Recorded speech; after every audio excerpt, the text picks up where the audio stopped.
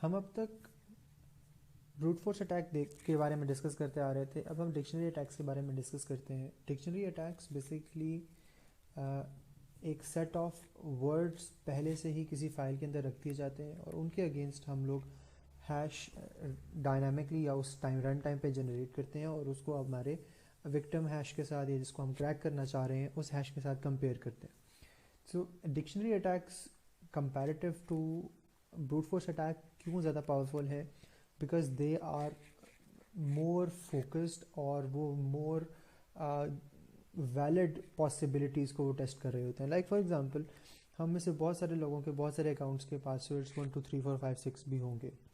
ہم میں بہت سارے لوگ ویک پاسورڈز رکھتے ہیں. ہم میں بہت سارے لوگوں کو یوزلی پاسورڈز یاد کرنے میں اتنی آسانی نہیں ہوتی, تو اس وجہ سے وہ ایسے پاسورڈز رکھتے ہیں جو کہ بہت زیادہ کامن ہوں یا پھر شیئرڈ پاسورڈز ہوں. اس کے علاوہ ایک اور بہت بڑی ریزن بھی ہوتی ہے ڈکشنری اٹیکس کے زیادہ پاورفل ہونے کی, وہ یہ کہ سم ٹائمز آپ نے ایک پاسورڈ اپنا ایکس وائی زی کوئی بھی رکھا ہوا ہے, بے شک وہ اسٹرانگ پاسورڈ تھا, آپ نے کسی سروس پہ میں بھی آپ نے ٹک ٹاک پہ اکاؤنٹ بنایا اور آپ نے ادھر وہ پاسورڈ رکھ دیا.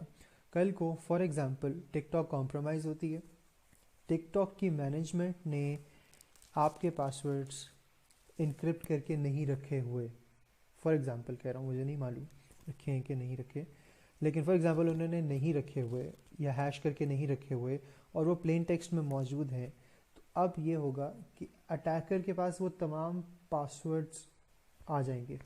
اب وہ تمام جینون لوگوں کے پاسورڈز ہیں, ریئل ہیومن بینگس کے پاسورڈز ہیں, اور ان میں بہت زیادہ پاسبلٹی ہے کہ یہ پاسورڈز ریپیٹ ہوں.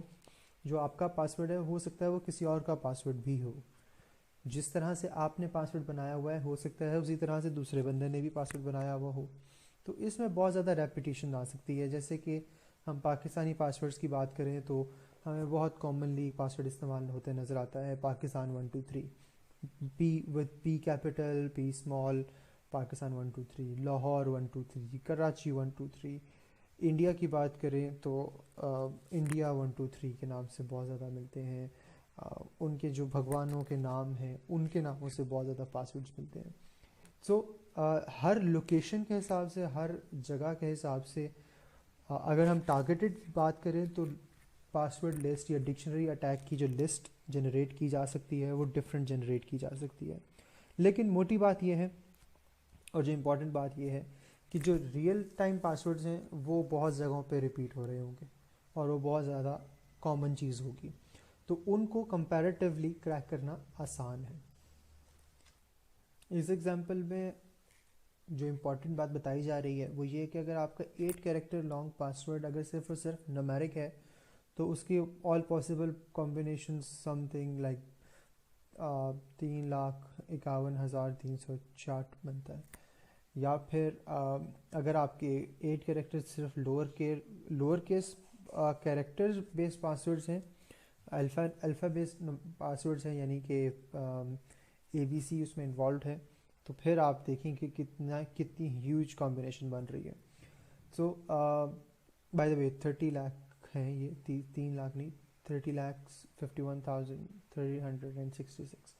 Okay, and moving on. تو اگر ہم اس کی بات کریں تو کمپیریزن آپ کر لیں کہ 202 بلین ورسز 3 ملین جن کو ہم ٹیسٹ کر سکتے ہیں, رائٹ.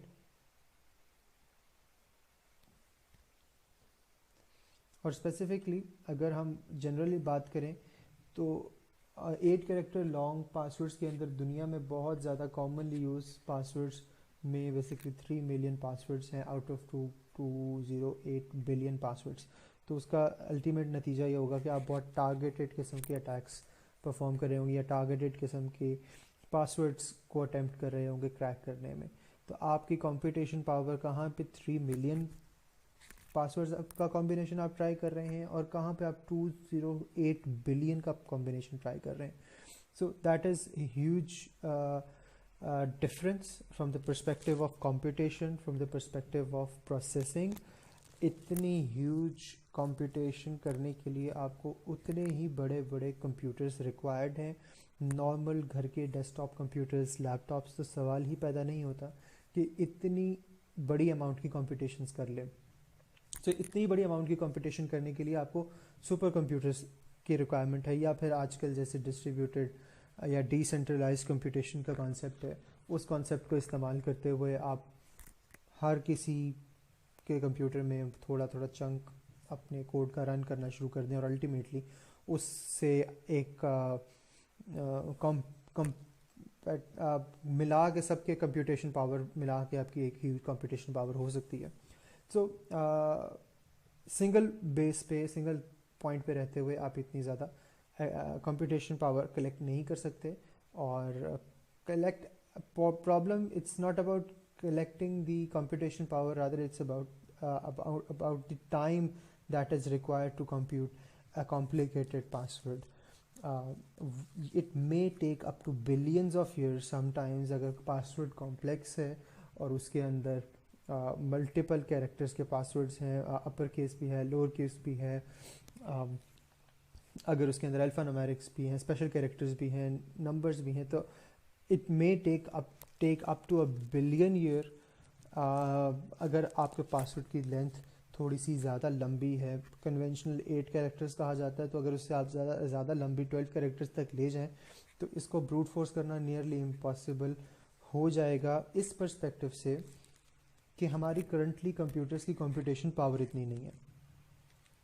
اگر ہمارے کمپیوٹرز کی کمپیوٹیشن پاور یا اسپیڈ اتنی زیادہ ہو جائے تو ہم ڈیفینیٹلی اس پرابلم یا اس آبسٹیکل کو اس کو سرپاس کر سکتے ہیں، اور الٹیمیٹلی دنیا کا ہر پاسورڈ بھی کریک ہو جائے گا.